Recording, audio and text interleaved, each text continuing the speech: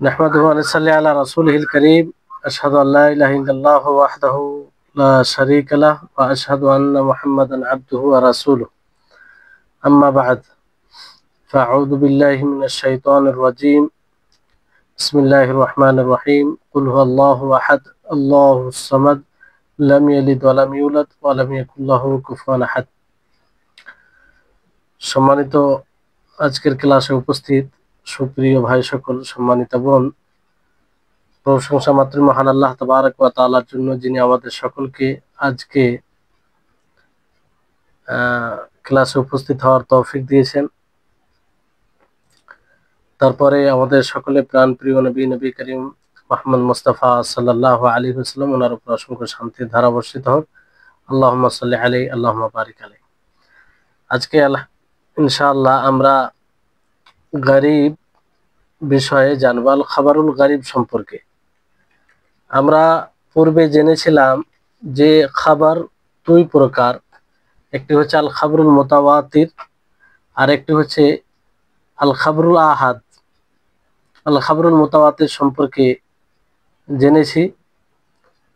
তারপরে আল খাবরুল আহাদ, এর তিনটি প্রকার বলা হয়েছে: মাশহুর, আজিজ, গরিব। মাশহুর, আজিজ সম্পর্কে আলোচনা হয়েছে। আজকে আল খাবরুল গরিব সম্পর্কে আলোচনা হবে। লেখক রাহিমাহুল্লাহ তিনি বলছেন, আল খাবরুল গরিবু ইউসাম্মাল ফারদ ওয়া হুয়া মা রাওয়াহু রাবিন ওয়াহিদুন ওয়া মিসালুহু হাদিস ইন্নামাল আ'মালু বিন্নিয়াত। যে আল খাবরুল গরিব বলা হয় যাকে ফারদ বলা হয়, যাকে ফারদ, গরিবের অন্য একটি নাম ফারদ। যে হাদিসকে এক রাবি, এক বর্ণনাকারী রিওয়ায়াত করেন তাকে গরিব বলা হয়। সানাদের যে কোনো স্তরে যদি কোনো এক রাবি বর্ণনা করে থাকে তাহলে সেটা গরিব হয়ে যায় অথবা ফারদ হয়ে যায়। যেমন এর উদাহরণ এখানে লেখক রাহিমাহুল্লাহ দিয়েছেন, ইন্নামাল আমালু বিন্নিয়াত। এই হাদিসটি মাশহুর, প্রায় লোকই জানে। তারপরও এই হাদিসটি গরিব, কারণ সকল স্তরে একজনই রাবি, এক বর্ণনাকারী এক এক করে রয়েছে। যেমন ইয়াহইয়া বিন সাঈদ আল আনসারী, তিনি একাই মুহাম্মদ ইবনে ইব্রাহিম আত-তাইমি থেকে বর্ণনা করেন। মুহাম্মদ ইবনে ইব্রাহিম আত-তাইম, তিনি তাইমি একাই বর্ণনা করেন আলকামা বিন ওয়াক্কাস আল-লাইসি থেকে। আলকামা বিন ওয়াক্কাস আল-লাইসি তিনি একাই উমর ইবনুল খাত্তাব থেকে বর্ণনা করেন। ফের ওনার কাছ থেকে উমর ইবনুল খাত্তাব থেকে একাই আলকামা বিন ওয়াক্কাস তিনি রিওয়ায়াত করেন। তো এটা গরিব, এর কারণ হচ্ছে যে একাই বর্ণনা করেছে। আমভাবে আল খাবরুল গরিবের সংজ্ঞা আপনি এইভাবেই দিতে পারেন যে হাদিসকে এক রাবি বর্ণনা করবে তাকে গরিব হাদিস বলে। সানাদের যে কোনো স্তরে একজন রাবি যদি বর্ণনা করে একাকী হয়ে যায় তাহলে সে হাদিসটি গরিব হয়ে যায়। আমরা এখানে ভালো করে বুঝতে পারবো যে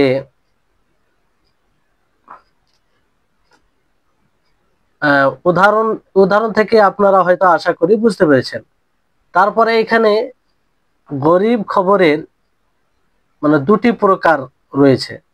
এই খবরকে দুই ভাগে বিভক্ত করা হয়, একটি হচ্ছে মুতলাক আর একটি হচ্ছে নিসবি। গরিবে মুতলাক, গরিবে নিসবি। তো গরিব ও মুতলাক কাকে বলে? লেখক রাহিমাহুল্লাহ তিনি বলেন যে ওয়ায়ুসাম্মাল ফারদাল মুতলাক ওয়া হুয়া মা ওয়াকাআল গরাবাতু ওয়াত তাফাররুদু ফি আসলি সানাদিহি। গরিব মুতলাককে ফারদে মুতলাকও বলা হয়। তা আপনাকে যখন জিজ্ঞাসা করা হবে যে ফারদে মুতলাক কাকে বলে, তো আপনি সে গরিব মুতলাকের সংজ্ঞা দিবেন। কারণ গারিবে মুতলাকের অপর নাম ফরদে মুতলাক বলতে পারে। তো ফরদে মুতলাক অথবা গারিবে মুতলাক কাকে বলে, এর সংজ্ঞা কি? যে যার মূল সনদে গারাবাত ঘটবে। গারাবাত বলতে যে একাকী ঘটবে, একাই কেউ বর্ণনা করবে, অর্থাৎ সাহাবী থেকে। মূল সানাদ বলতে এখানে কি, ওয়াহুয়া তারাফুস সাহাবী, সাহাবীর প্রান্ত থেকে, সাহাবী থেকে কেউ একজনই রিওয়ায়াত করবে, তাহলে সেটা গারিব হয়ে যাবে। কাআইয়ান ফারিদা বিহি তাবিঈন ওয়াহিদুন আন সাহাবিয়্যিন ওয়ালা ইউতাবাউ আলাইহি, যেমন কোন এক তাবেঈ সাহাবী থেকে বর্ণনা করবে আর তার সমর্থনে কেউ থাকবে না, অর্থাৎ তার সাথে অন্য কেউ, অন্য কোনো তাবেঈ রিওয়ায়াত করবে না। এটা হচ্ছে গরিবে মুতলাক, ফরদে মুতলাক। যখন সাহাবী থেকে কোনো এক তাবেঈ বর্ণনা করবে তাহলে সেটা গরিবে মুতলাক হয়ে যাবে।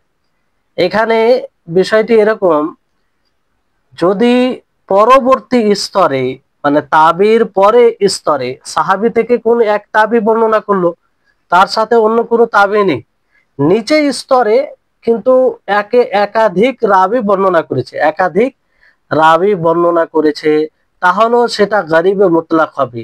কারণ মূল সারাদ বলতে সাহাবী থেকে বর্ণনা করতে গিয়ে যদি একজন হয়, একাকী হয়, তাহলে সেটা গরিবে মুতলাক, গরিবে মুতলাক।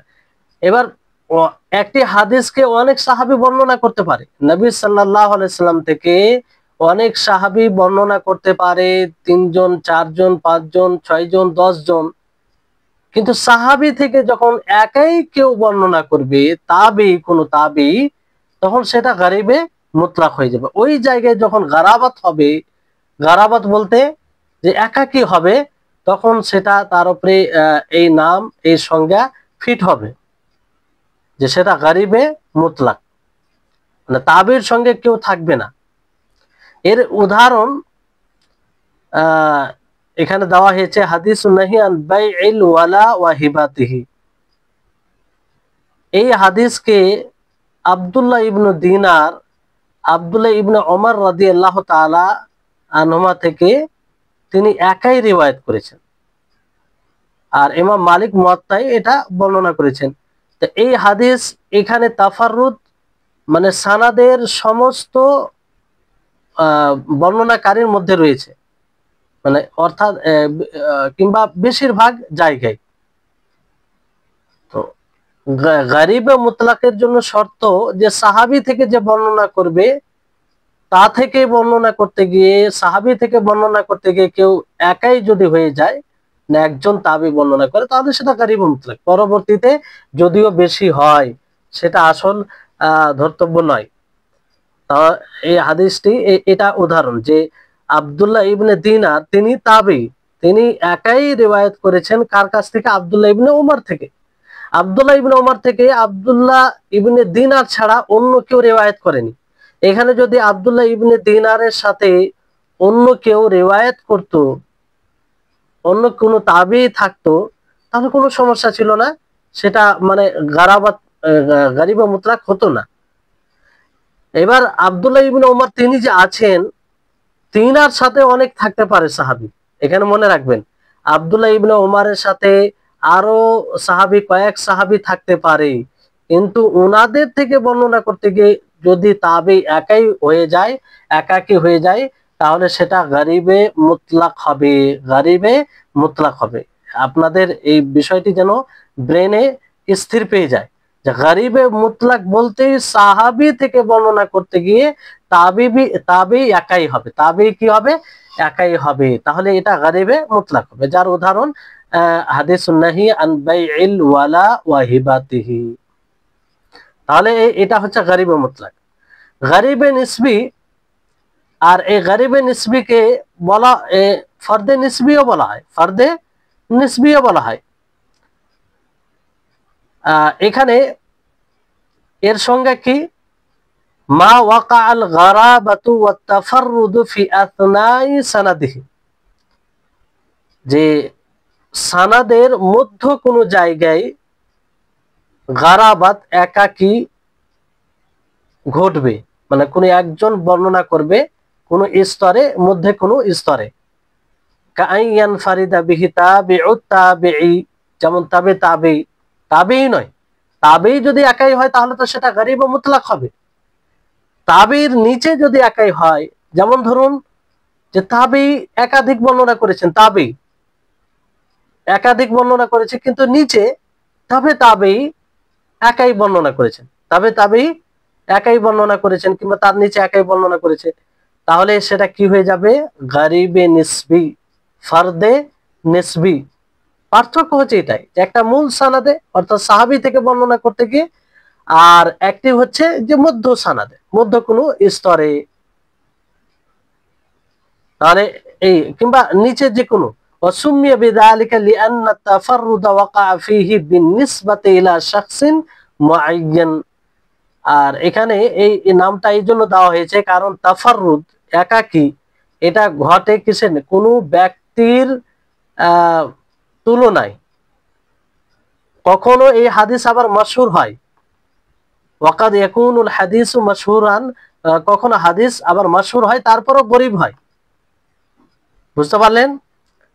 কোনো ক্ষেত্রে এটা মানে কোনো কারো কাছ থেকে বর্ণনা করতে গিয়ে এটা কি হয়ে যায়? গরীব হয়ে যায়, মানে একাকী কেউ বর্ণনা করে, ফলে এটা ফারদে নিসবি হয়ে যায় কিংবা গরিবে নিসবি হয়ে যায়। যেমন উদাহরণ, হাদিস মালিক আনি জুহরি আন আনাস রাদিয়াল্লাহু তাআলা আনহু, মালিক তিনি বর্ণনা করছেন জোহরি থেকে, জোহরি বর্ণনা করছেন আনাস, আনাস রাদিয়াল্লাহু তাআলা আনহু থেকে। আনাস রাদিয়াল্লাহু তাআলা আনহু তিনি বলেন যে আন্না নবী সাল্লাল্লাহু আলাইহি সাল্লাম দাখালা মক্কা ওয়া আলা রাসিহি আল মিগফার, যে নবী সাল্লাল্লাহু আলাইহি সাল্লাম মক্কায় প্রবেশ করলেন আর ওনার মাথায় কি ছিল? মিগফার। মিগফার বলতে মাথা সংরক্ষণের জন্য যেটা টোপ, হেলমেটের মতো, সেটা আর কি যুদ্ধের সময় ব্যবহার করে সেটা। তো এই হাদিসকে ইমাম বুখারী ও ইমাম মুসলিম রিওয়ায়াত করেছেন নিজের সহিহ গ্রন্থে। এটা হচ্ছে গরিবে নিসবি। কেন গরিবে নিসবি? এখানে দেখেন যে আনাস রাদিয়াল্লাহু তাআলা আনহু থেকে জোহরি বর্ণনা করছেন, আর জোহরি থেকে মালিক, জোহরি থেকে কে? মালিক বর্ণনা করেছেন। যদিও হাদিসটি প্রসিদ্ধ, যদিও হাদিসটি প্রসিদ্ধ। এখানে হাফিজ ইবনে হাজার রাহিমাহুল্লাহ তিনি বলেন যে ওয়াইতলাকুল ফারদি আলা নিসবি কালিল, যে ফারদের কথা, ফারদ যে বলা হয় এটা নিসবির তুলনায় খুব কম, নিসবির তুলনায় খুব কম, মানে নিসবি বেশি বলা হয়। কারিবুন নিসবি মানে ফারদের নিসবির উপরে ফারদে নিসবি এরকম ভাবে খুব কম বলা হয়, গরিবে নিসবি বেশি বলা হয়। ওয়া আকসারু মা ইউতলাক আলাল ফারদ আলাল মুতলাক, মানে ফারদে মুতলাক বলা হয়, বেশিরভাগ ফারদে মুতলাক বলা হয় কিন্তু ফারদে নিসবি কম বলা হয়, কামা ইউতলাকুল গরিব। তো এই হচ্ছে বিষয়। এবার আমরা একটু আরো ব্যাখ্যা সহ এটা জানার চেষ্টা করি। এখানে আপনাদের অনুবাদের এইটা দেখেন তাহলে বুঝতে পারবেন বেশি। দেখেন যে আল খাবরুল গরিব এ তার অপর নাম আল ফারদ। খবরে গরিব বলা হয় যে হাদিসকে মাত্র একজন রাবি বর্ণনা করবে। অনুবাদের দিকে তাকান যে একজন রাবিকে বর্ণনা করলে সেটা আম ভাবে, এটা আম সংজ্ঞা গরিব। আল খাবরুল গরিবের সংজ্ঞা কি? যে হাদিসকে মাত্র একজন রাবি বর্ণনা করবে। উদাহরণ যেমন ইন্নামাল আমালু বিন্নিয়াত, এটা যে সকল কর্মের প্রতিদান নিয়তের উপরে নির্ভরশীল। এই হাদিসকে এই হাদিসটি ইয়াহইয়া ইবনু সাঈদ আল আনসারী এককভাবে বর্ণনা করেছেন মুহাম্মদ ইবনু ইব্রাহিম আত-তাইমি থেকে। তিনি আলকামা ইবনু ওয়াকাস আল লাইসি থেকে বর্ণনা করেছেন একাই। তিনি উমর ইবনুল খাত্তাব থেকে বর্ণনা করেছেন। এরপরে ইয়াহইয়া ইবনু সাঈদ আল আনসারী থেকে অনেক রাবি হাদিসটি বর্ণনা করেছেন। ইয়াহইয়া ইবনু সাঈদ আল আনসারী থেকে অনেক রাবি বর্ণনা করেছেন। তো এখানে এটি আম ভাবে গরিব, মানে একাই যেহেতু বর্ণনা তাফাররুদ ঘটেছে, গারাবাত এখানে ঘটেছে, মানে একাকী বর্ণনাকারী এখানে এসেছে কয়েক স্তরে। বুঝতে পারলেন? এই গরিবকে দুই ভাগে বিভক্ত করা হয়, একটা হচ্ছে মুতলাক, একটা হচ্ছে নিসবি। একটা হচ্ছে নিসবি। তো গরিবে মুতলাক কাকে বলে? গরিবে মুতলাক এমন হাদিসকে বলা হয় যার সনদের মূল অংশ তথা সাহাবীদের প্রান্তে একাকিত্ব দেখা যায়। সাহাবীদের প্রান্তে একাকিত্ব দেখা যায়। সাহাবীদের প্রান্তে বলতে সাহাবী থেকে যে বর্ণনা করবে, যেমন একজন তাবেঈ একজন সাহাবী থেকে একাকী কোন হাদিস বর্ণনা করবে, যার কোনো মোতাবা মানে সমর্থনে কেউ থাকবে না, তাহলে এটা ফারদে মুতলাক। ফারদে মুতলাক উদাহরণ হিসাবে আল ওয়ালা বিক্রি করা এবং দান করা নিষেধ সংক্রান্ত হাদিসটি, আন-নাহয়ু আন বাইইল ওয়ালা ওয়া হিবাতিহি। এই হাদিসটি আব্দুল্লাহ ইবনে দিনার একাকী বর্ণনা করেছেন, আব্দুল্লাহ ইবনে ওমর থেকে, সাহাবী থেকে একাকী বর্ণনা করছেন। আর এটাই হচ্ছে আসলুস সানাদ। আসলুস সানাদ বলতে এটাই, সাহাবীর প্রান্ত থেকে। ইমাম মালিক হাদিসটি তার মুয়াত্তা গ্রন্থে বর্ণনা করেছেন। উক্ত হাদিসের সমস্ত রাবি অথবা অধিকাংশের মাঝেই আত্তাফাররুদ তথা একাকিত্ব অব্যাহত আছে। এ ধরনের হাদিস মুসনাদে বাজ্জার এবং ইমাম তাবরানির আল মুজামুদ আল মুজামুল আওসাত গ্রন্থে পাওয়া যায়। মানে এই বেশিরভাগ এই ধরনের হাদিস আপনি আল মুজামুল আওসাত মুসনাদে বাজ্জারে পাবেন, এই দুটোই হাদিসের গ্রন্থ। তাহলে আশা করি আপনারা বুঝতে পেরেছেন যে ফারদে মুতলাক কাকে বলে। একটা হচ্ছে আল গরিব, গরিব আম, আল খাবারুল গরিবের সংজ্ঞা। তারপরে তার দুটি প্রকারের মধ্যে ফারদে মুতলাক এটা কাকে বলে, কিংবা গরিব মুতলাক এটা আপনারা জানলেন। এবার আসুন গরিবে নিসবি, তার অপর নাম আল ফারদুন নিসবি। আল ফারদুন নিসবি, গরিবে নিসবি এমন হাদিসকে বলা হয় যার সনদের মাঝে মূল স্তরের পরে যে কোনো স্তরে একাকিত্ব দেখা যাবে। মানে মূল স্তরে পরে সাহাবী থেকে বর্ণনা, তাবি বর্ণনা করবে, সেখানকার পরে সেই স্তরের পরে যে কোনো স্তরে যদি কোনো বর্ণনাকারী একাই হয়ে যায়, তাহলে সেই হাদিসই কি হবে? গরিবে নিসবি। গরিবে নিসবি। অথচ এইরকম হাদিস মাশহুরও হয়ে থাকবে, মানে মানুষ সেটা জানবে। যেমন উদাহরণ, ইমাম মালিক ইমাম জোহরি থেকে বর্ণনা করে, তিনি আনাস থেকে বর্ণনা করেন, নবী সাল্লাল্লাহু আলাইহি ওয়াসাল্লাম মক্কায় প্রবেশ করলেন, তখন তার মাথায় শিরস্তারণ শিরস্তারান ছিল, মানে ওই মাথার হেলমেটের মতো যুদ্ধে যেটা ব্যবহার হয় আর কি।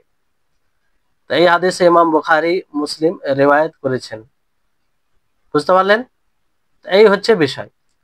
এখানে একটি বিষয় আপনারা মনে রাখবেন যে গরিব হাদিসকে গরিব কেন বলা হয়। যে গরিবের অর্থ হচ্ছে যে অপরিচিত, আত্মীয় স্বজন থেকে যে দূরে থাকে অপরিচিত ব্যক্তিকে গরিব বলা হয়। যেমন ইসলামের ব্যাপারে আপনারা একটি হাদিস শুনেছেন যে বাদা আল ইসলাম গরিবান, যে ইসলাম অপরিচিত অবস্থায় শুরু হয়েছে, আবার অপরিচিত হয়ে ফিরে মানে হয়ে যাবে, মানুষের কাছে একটা সময় আসবে ইসলাম ইসলামের ব্যাপারে সেরকম একটা ধারণা থাকবে না অধিকাংশ মানুষের নিকটে। তো গরিব বলতে অপরিচিত বিষয়কে বলা হয়। এই হাদিসকে গরিব কেন বলা হচ্ছে? যে এ ধরনের হাদিসের সংখ্যা অতি কম, অতি কম। আর গরিব হলেই এর মানে এটা নয় যে দুর্বল হাদিস, বরং তার নির্ভর করে কিসের উপরে? যে একজন রাবী আছে, তার ন্যায় পরায়ণতা এবং সংরক্ষণের ক্ষেত্রে তার বিষয়টি কেমন, তার উপরে ডিপেন্ড করে। গরিব হলেই যে হাদিস এটা সঠিক হবে না দুর্বল হবে এরকম বিষয় নয়, কিংবা সঠিক হবে এরকম বিষয় নয়। এটা যাচাই বাছাইয়ের উপরে ডিপেন্ড করে। যাচাই বাছাইয়ের উপরে ডিপেন্ড করে। যদি সে বর্ণনাকারী যে একাই আছে, সে যদি ন্যায় পরায়ণ হয়, সংরক্ষণের ক্ষেত্রে সঠিক হয়, তাহলে তার হাদিস গ্রহণযোগ্য হবে, তার হাদিস গ্রহণযোগ্য হবে। তো যাই হোক, আমরা খবরুল আহাদের যে তিনটি প্রকার, গরিব, মশহুর, আজিজ, গরিব, এটা পড়লাম। কিন্তু এই যে তিনটি প্রকার আপনারা জানলেন, মশহুর, আজিজ, গরিব, এই তিনটি প্রকার সনদের হিসেবে, সনদে যে বর্ণনাকারী রয়েছে তাদের সংখ্যা অনুযায়ী, তাহলে এখান থেকে এটা স্পষ্ট যে কোনো হাদিস যদি মশহুর হয় তাহলে বলা যাবে না যে সেটা সহি।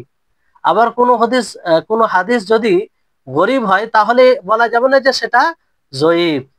কারণ এটা রাবির সংখ্যার উপরে এই তাকসিম বিভাগ করা হয়েছে। এটা সহি ও জয়ীফ হিসাবে নয় যে মশহুর হলে সহি হবে আর গরিব হলে জয়ীফ হবে, কিংবা আজিজ হলে জয়ীফ হবে, এরকম কোনো বিষয়কে ভিত্তি করে এই ভাগ করা হয়নি। তাহলে বুঝতে পেরেছেন আশা করি। তা আসলু সানাদ এটাও বুঝতে পেরেছেন। হ্যাঁ, বুঝতে না পারলে বলবেন। আর গারিব ও মুতলাক, গারিব ও নিসবি, এটাও আপনারা বুঝতে পেরেছেন আশা করি। তো এখানে একটি বিষয় যেটা বলে দেওয়া জরুরি মনে করি, যে হ্যাঁ, এখানে যে গরিব, মানে গরিবের ওপরে যে ফার্দ নামটা নেওয়া হয়েছে, এই ফার্দের ব্যাপারে অনেকে বলেছেন যে গরিব ফার্দ এই দুটো এক অপরের সমর্থনে। আর অনেক বিদ্বানগণ এই দুটোর মধ্যে পার্থক্য করেছেন। কেউ বলেছেন যে দুটো আলাদা আলাদা স্বতন্ত্র প্রকার, দুটো আলাদা আলাদা স্বতন্ত্র প্রকার। হাফিজ ইবনে হাজার রাহিমাহুল্লাহ কিন্তু দুটোকে একই মনে করেছেন। পরিভাষায় আহ পরিভাষায় যিনারা এই সংজ্ঞা দেন এই বিষয়ে, তারা দুটোর মধ্যে পার্থক্য করেছে ব্যবহার হিসাবে, ব্যবহার কোনটা ব্যবহার বেশি আর কোনটা ব্যবহার কম, এই হিসাবে।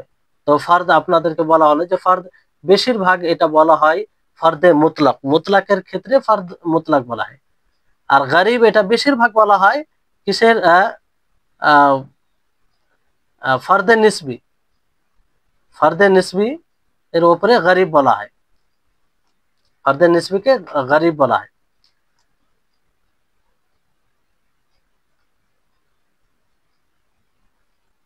তারপরে এখানে তাফারুদ অনেক সময় আরো বিভিন্ন ক্ষেত্রে তাফারুদ হয়, মানে একাকী হয়।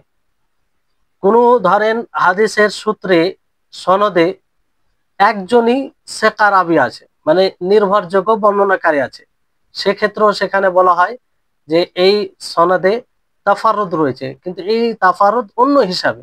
সেটা কি, যে একজন নির্ভরযোগ্য রাবী রয়েছে, তাছাড়া আর কোনো নির্ভরযোগ্য রাবী নেই। অনেক সময় কোনো রাবী থেকে বর্ণনা, কোনো নির্ধারিত রাবী থেকে নির্ধারিত রাবী বর্ণনার ক্ষেত্রে এই শব্দ ব্যবহার হয়, যে অমুকের কাছ থেকে বর্ণনা করতে গিয়ে অমুক জনেই এক হাদিসেই বর্ণনা করেছে, এই এই এই হিসাবেও ব্যবহার করা হয়। কিংবা এটা জায়গার হিসাবেও ব্যবহার করা হয়, যে ওই জায়গা থেকে অমুক রাবী ওই হাদিসেই বর্ণনা করেছে, মানে একাই। এরকম এরকম ভাবে বিভিন্ন প্রকার আসে। তারপর মাতনের ক্ষেত্রে এগুলো আসে। তো যাই হোক, এই গরিবের ক্ষেত্রে আপনার যেটা জানলেন যে সবচেয়ে বেশি যেগুলো হাদিস পাওয়া যায়, গরিব হাদিস মুসনাদে বাজ্জার আর আল মুআজ্জামুল আওসাত তাবরানি। আর এই ব্যাপারে প্রসিদ্ধ বই কয়েকটি রয়েছে, তার মধ্যে একটি বই মনে রাখবেন, গারাইব ও মালিক লিদারকুতনি, দারকুতনি রাহিমাহুল্লাহ, গারাইব ও মালিক। হ্যাঁ, এইখানে আপনি শুধু এই বই পাবেন। কিংবা ওনারই আরেকটি বই আছে আল আফরাদ, আল আফরাদ বলে। হ্যাঁ, তো এই দুটো নাম আপনারা মনে রাখতে পারেন। তারপরে লেখক রাহিমাহুল্লাহ বলছেন যে তাকসিমুল আহাদে ইলা মাকবুল ওয়া মারদুদ, আহাদের বন্টন, ভাগ মাকবুল ও মারদুদের দিকে। মানে আহাদ অন্য দিক দিয়ে দুই প্রকার, একটি মাকবুল আর একটি মারদুদ।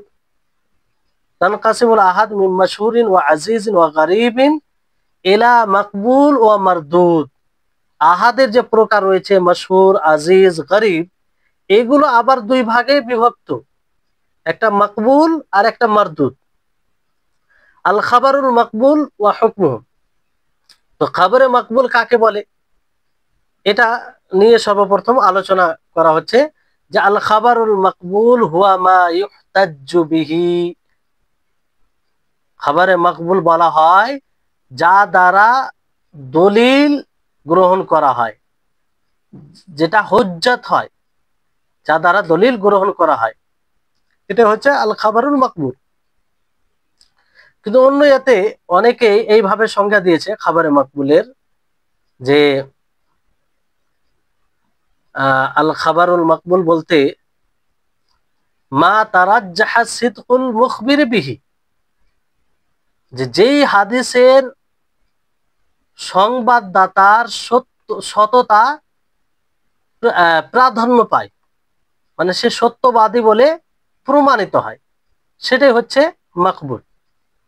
একটা সঙ্গে আপনারা মনে রাখলেই হবে যে মা ইউহতাজ্জু বিহি, আল খাবারুল মকবুল ওয়া মা ইউহতাজ্জু বিহি, যা দ্বারা দলিল গ্রহণ করা হয়, এটা হচ্ছে খবরে মকবুল। আর এরকম ভাবে অনেকে মা তারাজ্জাহা সিদকুল মুখবিরি বিহি। আর এর হুকুম হচ্ছে খবরে মকবুলের হুকুম হচ্ছে যে সেটা আমাদের জন্য হুজ্জত হবে, দলিল হবে, এবং তার উপরে আমল করতে হবে। তার উপরে কি করতে হবে? আমল করতে হবে।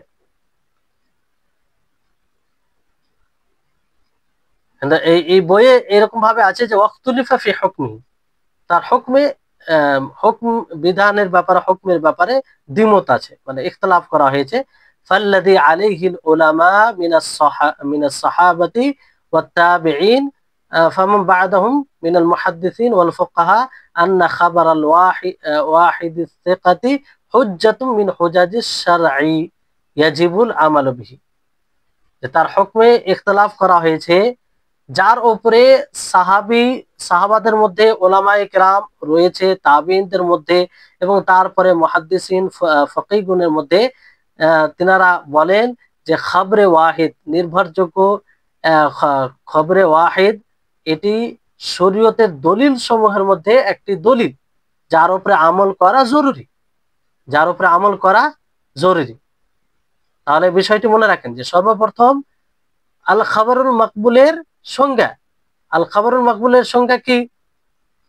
সংজ্ঞা হচ্ছে যে এমন হাদিসকে বলা হয় যাকে দলিল হিসেবে উপস্থাপন করা হয়, দলিল হিসেবে উপস্থাপন করা হয়, সেটাই আল খাবারুল মকবুল। এর হুকুম নিয়ে মতভেদ রয়েছে সাহাবী, তাবেঈ এবং তাদের পরবর্তী মুহাদ্দিস ও ফকিহ বিদ্বানগণের মত হলো একজন নির্ভরযোগ্য ব্যক্তির হাদিস শরীয়তের দলিল হিসেবে বিবেচিত হবে এবং তার প্রতি আমল করা অপরিহার্য। এটা সকল সাহাবায়ে কেরাম, অধিকাংশ সাহাবায়ে কেরাম ও মুহাদ্দিসিন ও ফকিহগণের এই কথা রয়েছে যে একজন নির্ভরযোগ্য ব্যক্তির হাদিস সেটা শরীয়তের দলিল সমূহের মধ্যে একটি দলিল, দলিল বলে গণ্য হবে সেটা, আর তার উপর আমল করা জরুরি হবে। তার উপর আমল করা কি হবে? জরুরি হবে।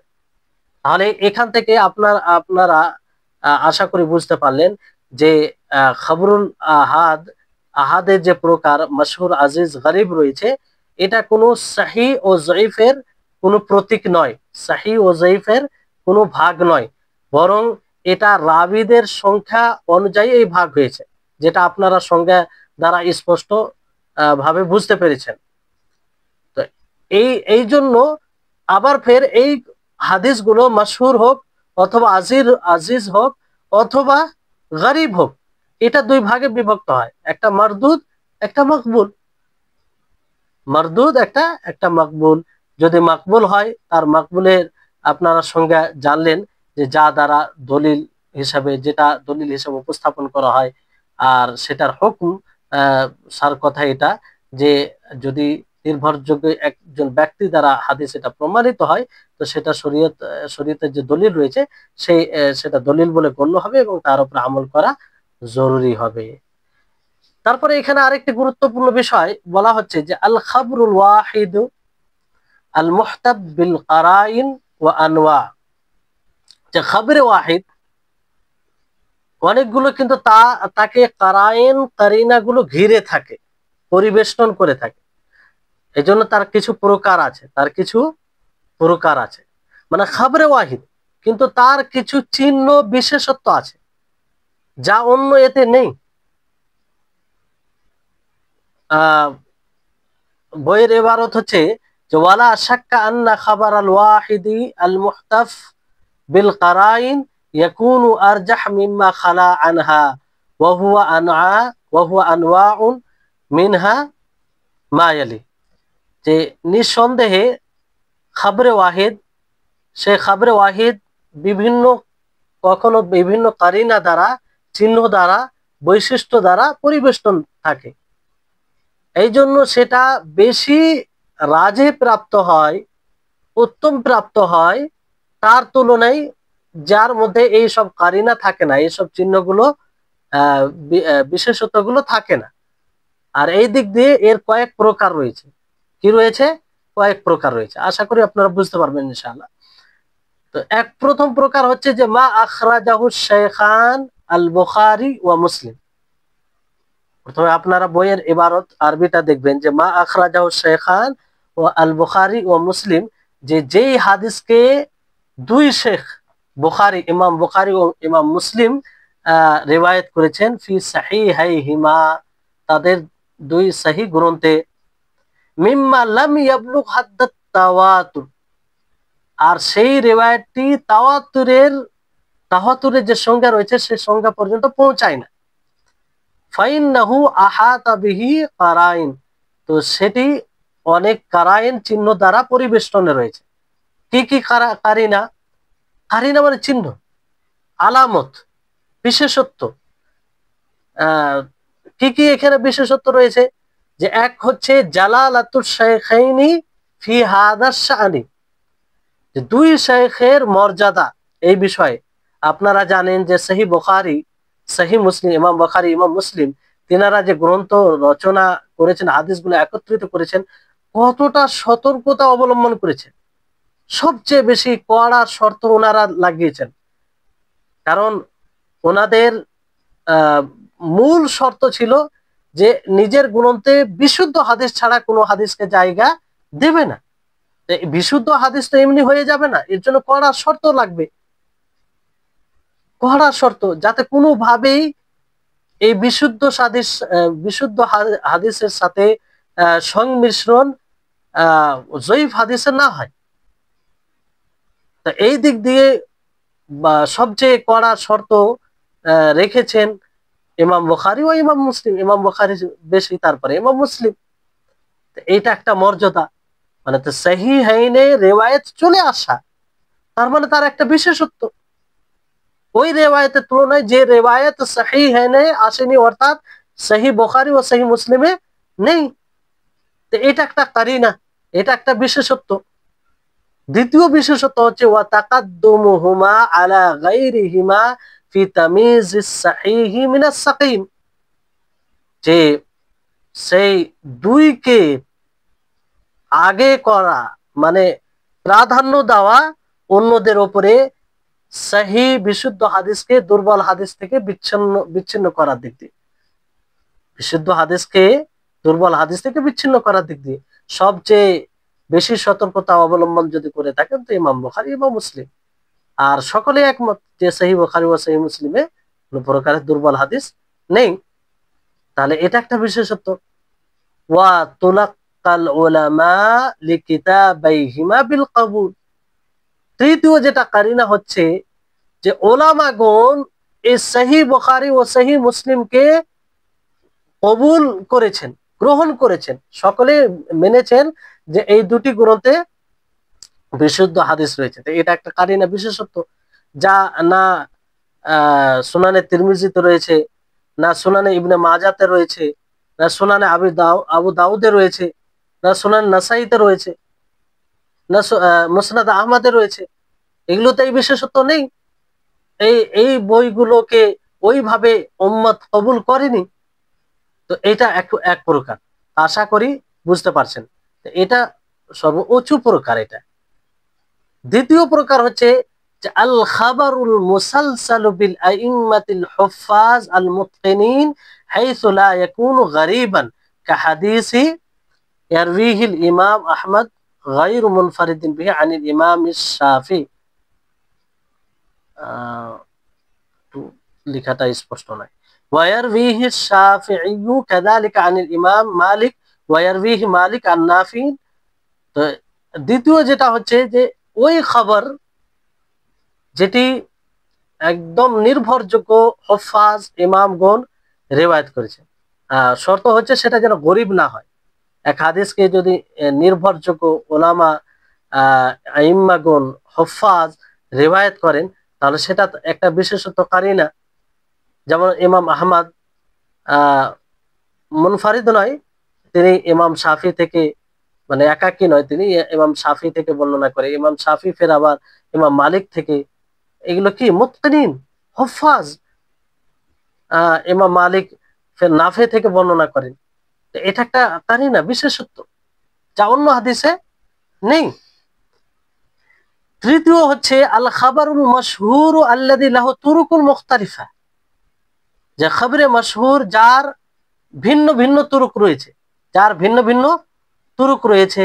সালিমাত কুল্লুহা মিন দুফির রুয়াতি ওয়াল ইলাল, আর সমস্ত তুরুক রুয়াতের যে দুর্বলতা রয়েছে, জফ রয়েছে, ইলাল এই থেকে মানে মুক্ত।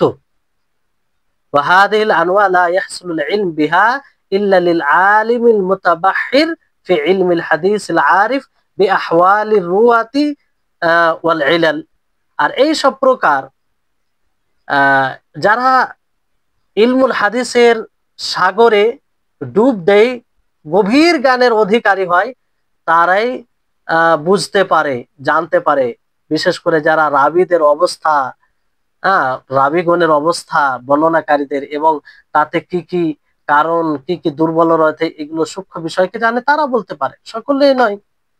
এই জন্য সবচেয়ে কঠিন বিষয় মনে করা হয় যে কোনো হাদিসের উপরে হুকম লাগানো, রিজাল শাস্ত্রের ব্যাপারে জ্ঞান রাখা, এটা তো উসুলে হাদিস। আরেকটি রয়েছে রিজালের ব্যাপারে জানার জন্য, সেটা হচ্ছে আল জারহ ওয়াত তা'দীল।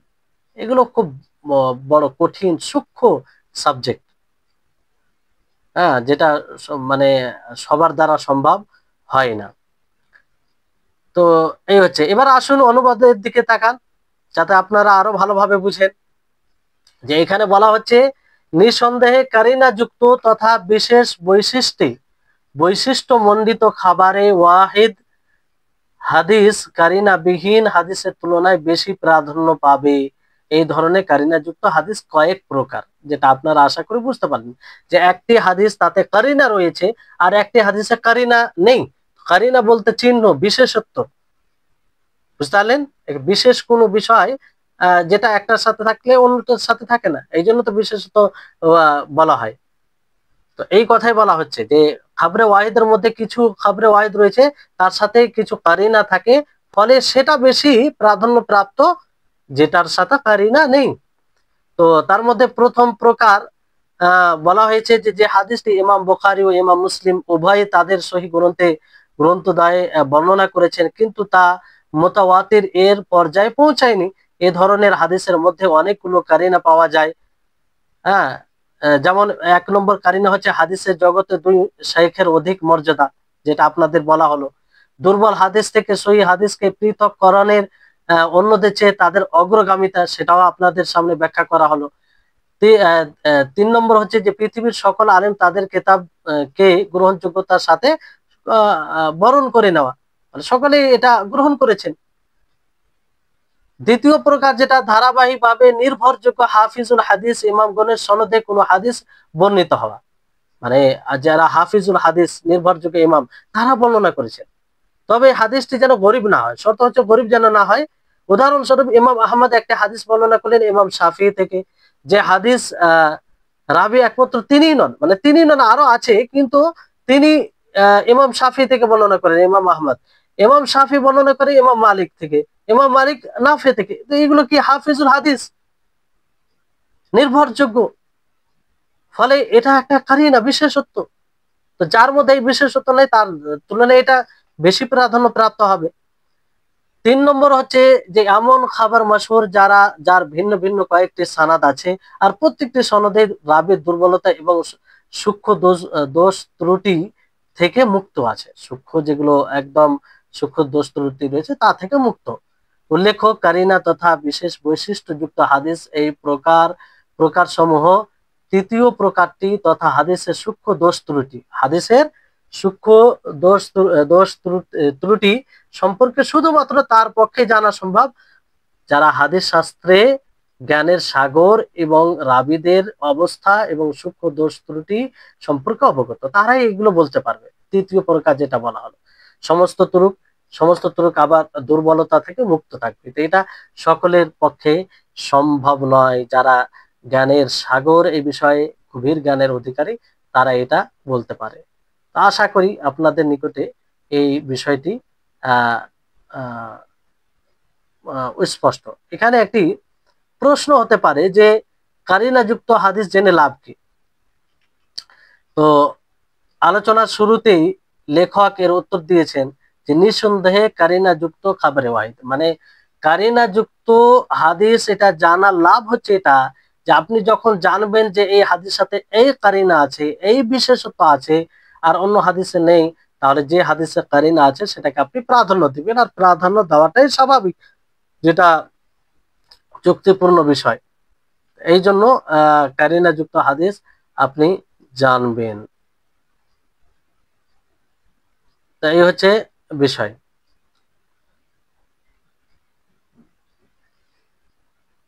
এখানে তারপরে আসুন লেখক রাহিমাহুল্লাহ বলেন তাকসিমুল খাবারিল মাকবুলি ইলা সাহিহিন ওয়া হাসানিন।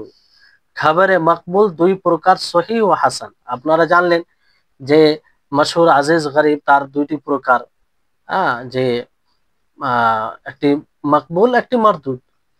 তো মাকবুলের আপনারা ব্যাখ্যা জানলেন যে মাকবুল হাদিস কাকে বলে, তার হুকুম কি এটা জানলেন। তো এবার মাকবুল হাদিসের প্রকার রয়েছে, মাকবুল খাবারের প্রকার রয়েছে। সেটা দুই প্রকার, একটা হচ্ছে সহিহ, একটা হাসান। আপনারা শুনেন না যে এই হাদিসটি সহিহ, এই হাদিসটি হাসান, এই এই এই প্রকারগুলি।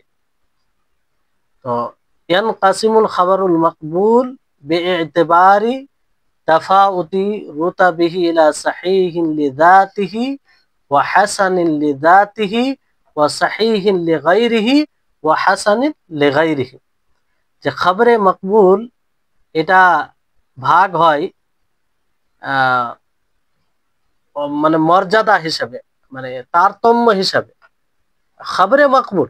কিন্তু খবরে মকবুল হলে সবগুলো খবরে মকবুল বরাবর নয়, একই একই স্তরে নয়, তার মর্যাদা কিংবা তার বিশুদ্ধতায় তারতম্য আছে। এই হিসাবে খবরে মকবুল চার প্রকার। তার কয় প্রকার? খবরে মকবুল মানে সহি, মূলত সহি হাসান দুই প্রকার, কিন্তু পুরো মিলিয়ে এটা চার প্রকারে, চার ভাগে বিভক্ত হবে। একটা হচ্ছে সহি লিযাতিহি ওয়া হাসান লিযাতিহি, তৃতীয় হচ্ছে সহি লিগাইরিহি, আর চতুর্থ হচ্ছে হাসান লিগাইরিহি। সহি লিযাতিহি কাকে বলে? সহি লিযাতিহি বলা হয় মা নাকালাহু আদলুন তাম্মুদ দাবতি আম মিথলিহি মুত্তাসিলাস সানাদে গায়রা মুআল্লিন ওয়ালা শাদ্দিন। এটা একদম খুব সংক্ষিপ্ত একটি সংজ্ঞা সহি লিযাতিহি। আর প্রত্যেকটা শব্দের ব্যাখ্যা আছে, যার ব্যাখ্যা নিচে দেওয়া আছে, আমরা পড়ব। মা নাকালাহু, আদলুন বলতে কাকে বোঝায়, তাম্মুজ যাবত বলতে কাকে বোঝায়, মুত্তাসিলুস সানাদ বলতে কি, গায়রা মুআল্লিন বলতে কি, ওয়ালা শাদ্দিন বলতে কি, প্রত্যেকটার আলাদা আলাদা ব্যাখ্যা আছে। এইখানে আদলুন বলতে সেই মুসলিম আকিল বালিগকে বোঝায় যে ফিস্ক থেকে মুক্ত থাকবে, ফিস্কি কাজ থেকে, প্রকাশ্য যে গুনাহ করা হয় সে গুনাহ থেকে মুক্ত থাকবে, কাবিরা গুনাহ থেকে অথবা ছোট গুনাহ বারবার করা থেকে মুক্ত থাকবে। এবং আদব শিষ্টাচার বিরোধী কাজ থেকেও বিরত থাকবে, সে হবে আদল। তো আদিল হওয়ার জন্য কতটা শর্ত রয়েছে দেখেন, নিচে দিয়েছে আল আদলু হুয়াল মুসলিমুল আকিলুল বালিগুস সালিমু মিনাল ফিসকি বিইরতিকাবি কাবীরাতিন আও ইসরারিন আলা সগীরাতিন ওয়াস সালিমু আইদান মিম্মা ইউখিল্লু বিল মুরুআ।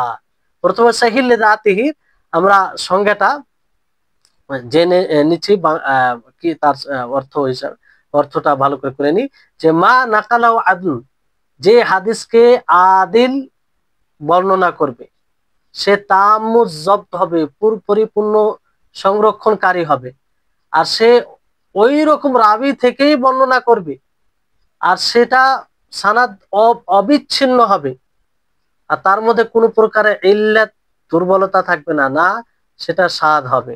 এখানে অনুবাদে সেটা অর্থ দেওয়া আছে, ভালো করে এটা মনে রাখবেন যে খাবারে সহিহ লিযাতি, মানে প্রথম খাবারে মকবুল মর্যাদাগত পার্থক্য বিবেচনায় চার প্রকার, মানে মর্যাদার দিক দিয়ে চার প্রকার, যেটা আপনার সহিহ লিযাতি, হাসান লিযাতিহি, সহিহ লিগাইরিহি, হাসান লিগাইরিহি। এটা আর সহিহ লিযাতি এমন হাদিস, ভালো করে শুনুন যাতে যাতে আপনারা এমনি বুঝে মুখস্থ ব্রেনে আপনাদের বসে যায়, যে সহিহ লিযাতি এমন হাদিস যা বর্ণনা করবে চরিত্রবান ও পূর্ণ সংরক্ষণকারী রাবী তার মতো আরেকজন রাবী থেকে, সেই সাথে হাদিসটি অবিচ্ছিন্ন সনদে বর্ণিত হবে, মুআল্লাল গোপন দোষ ত্রুটি মুক্ত, ত্রুটি মুক্ত, এবং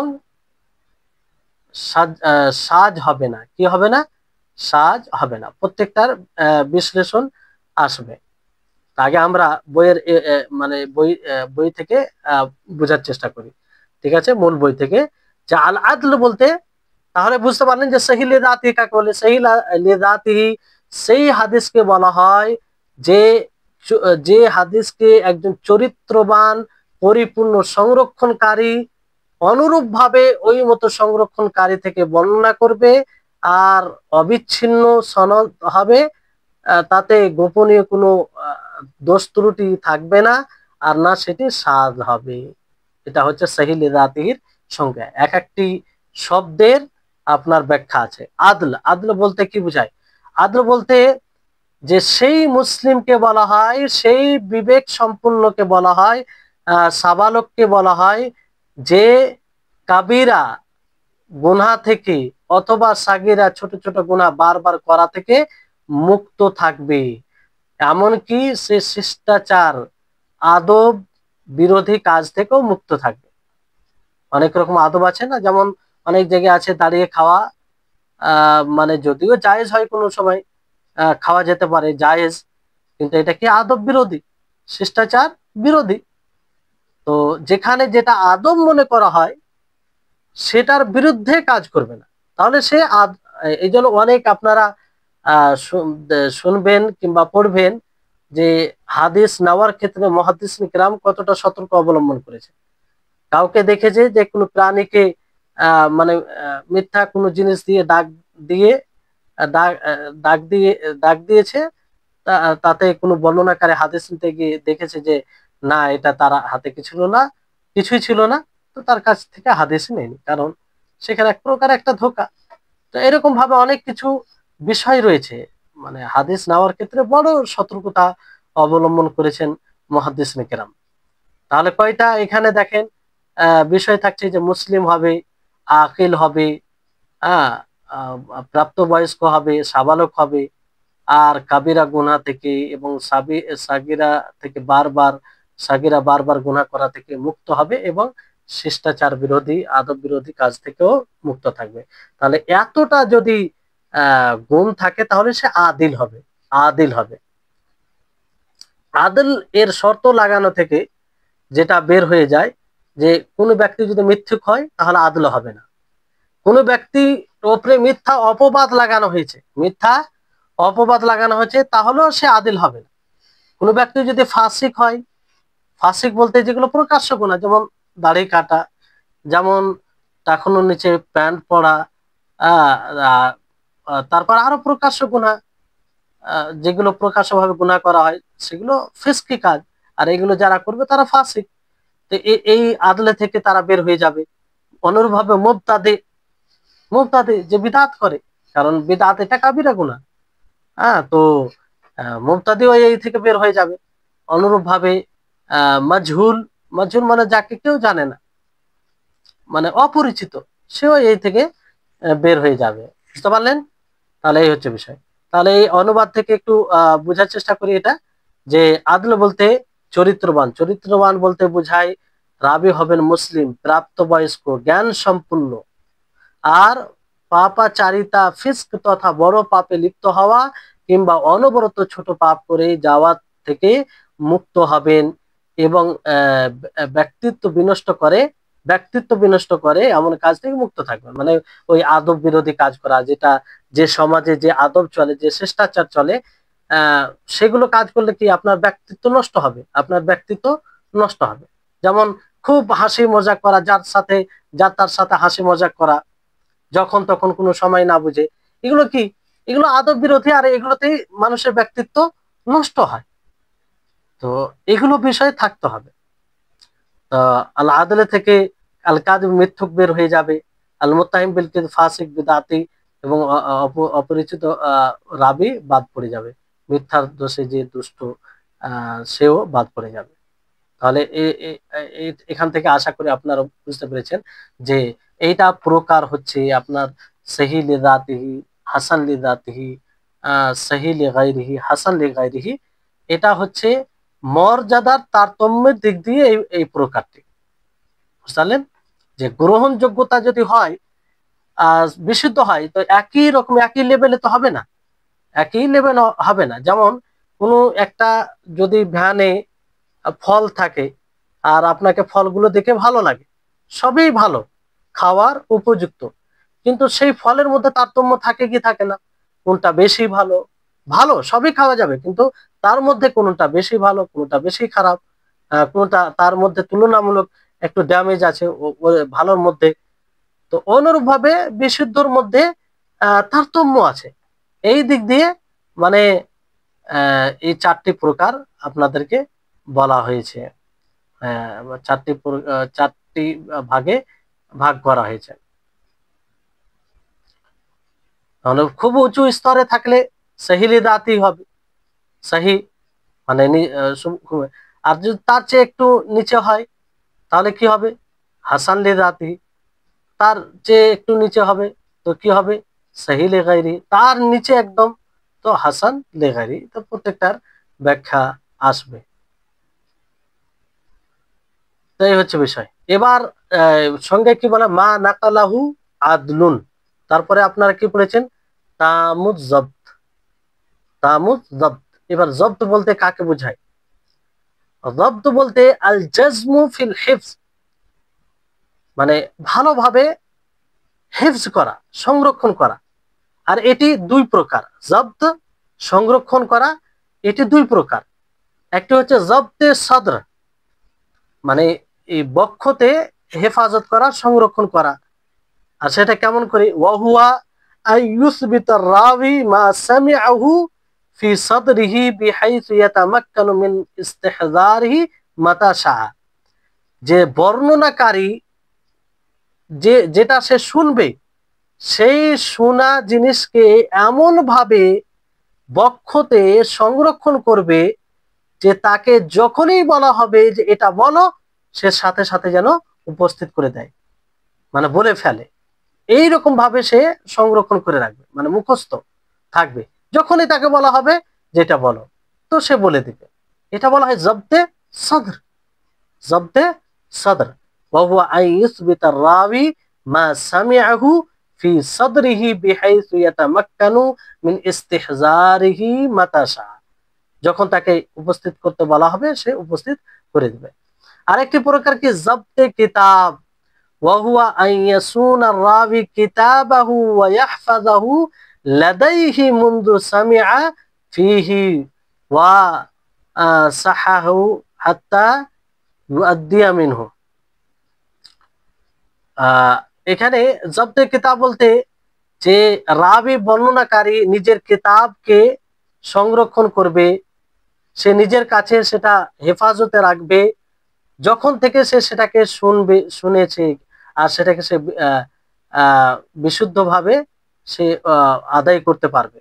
এটা হচ্ছে জব্দে কিতাব। জব্দে কিতাব মানে বর্ণনাকারী যে বর্ণনাগুলো লিখে রেখেছে, যাতে লিখে রেখেছেন সেটা যেন সবসময় তার কাছে হেফাজতে থাকে, আর সেটা বিশুদ্ধভাবে সে নিজেও পড়তে পারে, আহ বলতে পারে, এক কথায় পুরোপুরি সংরক্ষণে থাকে। তো এটাকে বলা হয় জব্দে কিতাব। তাহলে দুটোই থাকতে হবে, মা নাকালাহু আদলুন তামুজ্জাব।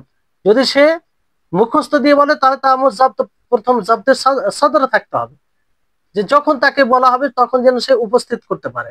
আর যদি সে নিজে লিখে রাখে, লিখে রাখা থেকে বর্ণনা করে, তাহলে পুরোপুরি সেটা সংরক্ষণে তার থাকতে হবে, জব্দে কিতাব। তো এখানে তামুজ জব্দ, এই যে শর্ত লাগানো হয়েছে, এটা কায়েদ করা হয়েছে, বন্দি করা হয়েছে এটা দ্বারা। তো এই তামুজ জব্দ যখন বলা হবে, কি কি বের হয়ে যাবে? ওয়াল আল ওয়াহিম ওয়া ফাহিশুল গালাত ওয়া কাসীরুল গাফলা ওয়াল মুখালিফ লিথিকাত ওয়া সাইয়্যুল হিফজ ওয়াল ওয়াল ওয়া খাফিফুজ জব্দ। এতগুলো বিষয় বের হয়ে যাবে। কি কি বিষয়? মানে ওয়াহিম বলতে কি, যে খেয়াল থাকে না, এটা বলেছিল কি, এটা এটা হইবে, মানে ভুলে যায়, কিংবা ধীরের যে একটা মুখস্থ করে রাখা সেটা রাখে না, স্মরণে রাখা সেটা থাকে না, এরকম ব্যক্তি বের হয়ে যাবে। ফাহিশুল গালাত মানে একদম যে ফাহশ প্রকাশ্য ভুল করে, এর ব্যাখ্যা আসবে ফাহিশুল গালাত বলতে। তো এখানে যেটা সংক্ষিপ্ত ভাবে আপনাদেরকে বলি, একদম প্রকাশ্য ভাবে ভুল, এরকম ব্যক্তি বের হয়ে যাবে। ওয়াকাসিরুল গাফলা, উদাসীন, কোথায় কি হলে জানে না, মানে 1 মিনিট আগে একটা বিষয় কি স্মরণ করেছে সেটা ভুলে গেছে, কিংবা কোথায় কোন জিনিস রাখলো সেটা ঠিক থাকে না, তো এরকম ব্যক্তি বের হয়ে যাবে। ওয়াল মুখালিফ লিসিকাত, এবং নির্ভরযোগ্য রাবির বর্ণনাকারী যদি মুখালিফ করে, বিরুদ্ধে কিছু কথা বলে, সেও বের হয়ে যাবে। কারণ নির্ভরযোগ্য তার বিরোধিতা করছে মানে তার স্মরণ শক্তি সেরকম কাজ করে না। ওয়াসাইয়ুল হিফজ, যার স্মৃতি শক্তি দুর্বল, সেও বের হয়ে যাবে, সে তামুজ জব্দের মধ্যে আসবে না। আর সেই হাদিস হওয়ার জন্য তামুজ জব্দ হওয়া লাগবে। কি হওয়া লাগবে? তামুজ জব্দ, পুরোপুরি সংরক্ষণকারী। ওয়া খাফিফুজ জব্দ, আর খাফিফুজ জব্দ বের হয়ে যাবে, মানে ধরেন বইয়ে লিখে রেখেছে, খাতায় লিখে রেখেছে, সে খাতাটা সংরক্ষণে নাই, ভালোভাবে সেটা হেফাজত করতে পারেনি, কিছু পাতা ছিঁড়ে গেছে, কিন্তু কিছু পাতা আছে, এরকম বিষয়। কিংবা বক্ষতে স্মরণ রেখেছে কিন্তু পুরোপুরি উপস্থিত করতে পারেন, সেই মতো না যে মতো সংজ্ঞা দেওয়া হলো। তাহলে এই হচ্ছে বিষয়। তারপরে মুত্তাসিলুস সানাদ বলা হয়েছে।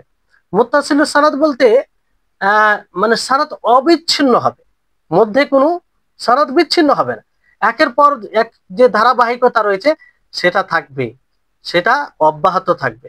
বুঝতে পারলেন? যে ধরেন একজন বর্ণনা করছে ওপরে, ওপরে যেমন ধরেন জায়েদ খালিদ হামিদ, জায়েদ খালিদ থেকে বর্ণনা করেছেন, খালিদ হামিদ থেকে বর্ণনা করেছেন। তো জায়েদ কি করলো? হামিদকে বাদ দিয়ে বললো যে আমি খালিদ থেকে বর্ণনা করেছি। তাহলে এটা কি হবে? এটা অবিচ্ছিন্ন, মানে বিচ্ছিন্ন হয়ে যাবে। আহ কিংবা মুআল্লাক, এইগুলোর সঙ্গে আসবে, মানে এক কথায় অবিচ্ছিন্ন সানাদ সূত্র হবে, তাহলে এটা বিশুদ্ধ হাদিসের আওতায় আসবে। তারপরে গায়রা মুআল ওয়ালা শাদ, আল খাবারুল মুআল আল খাবারুল শাদ, এখানে মুআল সংজ্ঞা রয়েছে, যে মুআল যেখানে ইল্লাত, ইল্লাত ইল্লাত বলতে মা ফিহি ইল্লাতুন খাফিয়াতুন কাদিহাতুন ফি সিহাতিল খাবরি। পরিভাষায় ইল্লাত মানে দুর্বলতা, রোগ যেটাতে থাকবে। আর পরিভাষা বলা হয় যেই হাদিসে গুপ্ত দোষ, ত্রুটি থাকবে, যেটা খবরের বিশুদ্ধতায় বাধা দানকারী হবে, খবরের বিশুদ্ধতায় বাধা দানকারী হবে, এরকম গুপ্ত দোষকে বলা হয় ইল্লাহ। তো এইরকম হাদিস হলে, এরকম যদি বিষয় হয়, তাহলে সেটা সহি হবে না। অনুরূপ ভাবে সাদ, সাদ মুনফারিদ হাদিসকে বলা হয়, মানে একাই যে বর্ণনা করবে, মুনফারিদ, সাদের বিপক্ষে সাদের হিসাবে মুনফারিদ ব্যবহার হয়। পরিভাষায় বলা হয় সাদ, সেই হাদিসকে মা খালাফা ফিহি রাবি মান হুয়া আরজাহু মিনহু, যে যেখানে একজন বর্ণনাকারী তার চেয়ে উঁচু লেভেলের যে বর্ণনাকারী রয়েছে তার বিরোধিতা করবে, তার বিরোধিতা করবে, এটাকে সাদ বলা হয়। যেমন ধরুন যে জায়েদ, হামিদ, খালিদ, তো জায়েদ সবচেয়ে উঁচু লেভেলের, তার স্মরণ শক্তি, তার সব গুণ তার মধ্যে রয়েছে, কিন্তু খালিদের সব গুণ নেই। তো খালিদ দুর্বল, এমনি তো দুর্বল, দুর্বল হওয়ার সাথে সাথে সে জায়েদের বিরোধিতা করছে, তাহলে এইটা এইরকম কি হবে, সাদ হবে। এটা কি হবে, সাদ হবে। এইগুলোর ব্যাখ্যা আসবে। তাহলে এবার বাংলা অনুবাদটা দেখুন, দিয়ে আজকের ক্লাস শেষ হবে। অনেক লম্বা হয়ে যাচ্ছে, হতে পারে আপনারা বিরক্ত হচ্ছেন। হ্যাঁ, জব্দ সংরক্ষণের ক্ষেত্রে ধীর থাকা, দুই প্রকার এটা জব্দ, একটি জব্দে সদর, একটি জব্দে কিতাব। রাবি যা শুনেছেন সবকিছু হৃদয়ে, যা মস্তিষ্কে ধারণ করবেন এমন ভাবে যেন যখন ইচ্ছা তখন সেটা উপস্থাপন করতে সক্ষম হন। এগুলোর ব্যাখ্যা করা হয়েছে, আশা করি আপনারা বুঝতে পারছেন। জব্দে কিতাব, হাদিস শোনার সময় থেকে রাবি পাণ্ডুলিপিটি নিজের কাছে সযত্নে সংরক্ষণ করবেন, সেই পাণ্ডুলিপি থেকে অন্য কারো কাছে বর্ণনা করার পূর্ব পর্যন্ত, এবং উক্ত ওস্তাদ কিংবা উপযুক্ত ব্যক্তির কাছ থেকে সম্পাদনা করে নেবেন, মানে বিশুদ্ধ করে সেটা করবেন। হ্যাঁ, এটারও ব্যাখ্যা করা হয়েছে। পূর্ণ সংরক্ষণকারী তামুজ্জাত হওয়া, এ শর্ত আরোপ করার মাধ্যমে সংশয় পোষণকারী, সংশয় মানে এটা কি হলো, এটা হবে না ওটা হবে, এরকম ব্যক্তি বের হয়ে যাবে। হ্যাঁ, অধিক অধিকারী, অধিক মাত্রায় ভুলকারী, মানে অধিকভাবে ভুল করে, অধিকভাবে ফাহিশুল গালাত, মানে খুব ভুল করে, এরকম ব্যক্তি বের হয়ে যাবে। অত্যাধিক অমনোযোগী, কাসরাতুল গাফলা, মানে অমনোযোগী, মনোযোগী না, এইরকম ব্যক্তির মানে সে তামুজ্জাত হবে না। নির্ভরযোগ্য রাবিদের বিরোধিতাকারী, মানে যেটা বলা হলো যে নির্ভরযোগ্য, তার চেয়ে উঁচু লেভেলের যে আছে তার বিরোধিতা করবে। দুর্বল স্মৃতি শক্তি সম্পূর্ণ এবং দুর্বল সংরক্ষণকারী রাবি বাদ পড়ে যায়। দুর্বল স্মৃতিশক্তি ওরকম মজবুত নয়, এরকম রাবি তামুজ্জাবদের মধ্যে আসবে না। মুত্তাসিল বলতে অবিচ্ছিন্ন হওয়ার শর্তের মাধ্যমে যে হাদিসের সনদ মুত্তাসিল নয়, যেমন মুআল্লাক বা এই ধরনের অন্যান্য হাদিস থেকে বিরত থাকা হচ্ছে, বুঝতে। গোপন দোষ ত্রুটি, আল মুআল আর সাদ না হওয়ার শর্তের মাধ্যমে গোপন দোষ ত্রুটি যুক্ত এবং সাদ হাদিস সমূহ বাদ পড়ে গেছে, বুঝতে পারলেন। আল মুআল বলতে আবিধানিক অর্থ যার মধ্যে ত্রুটি আছে, ত্রুটি যার মধ্যে আছে সেটাকে মুআল বলা হয়। কি বলা হয়, মুআল বলা হয়। পরিভাষায় যার মধ্যে গোপন দোষ ত্রুটি রয়েছে হাদিসের সহি হওয়াকে বাধাগ্রস্ত করে, মানে যার কারণে সেটা সহি হয় না, সহি হওয়া থেকে বাধা পড়ে যায়, তাহলে সেটি মুআল রিওয়ায়াত হবে। আর সাদ আবিধানিক অর্থ একক, একক। পরিভাষায় বলা হয় যে হাদিসের মধ্যে রাবি তার চেয়ে নির্ভরযোগ্য রাবির বিরোধিতা করবে, নির্ভরযোগ্য রাবির বিরোধিতা করবে। অবশ্যই এর অন্য ব্যাখ্যাও রয়েছে, অচিরেই তার আলোচনা আসবে, সেটা আলোচনা পরবর্তীতে আসবে। তো এই হচ্ছে বিষয়। আজকের মতো এখানেই যথেষ্ট করছি। আল্লাহ তাআলা যেন আমাদের সকলকে ভালোভাবে বুঝার তৌফিক দান করেন, আর আমাদের সকলের ইলমে যেন আল্লাহ তাআলা বারাকা দান করেন, আর আল্লাহ তাআলা যেন এটাকে কবুল করেন। ওয়া আখির দাওয়ানা আলহামদুলিল্লাহি রাব্বিল আলামিন। আসসালামু আলাইকুম ওয়া রাহমাতুল্লাহি ওয়া বারাকাতুহু।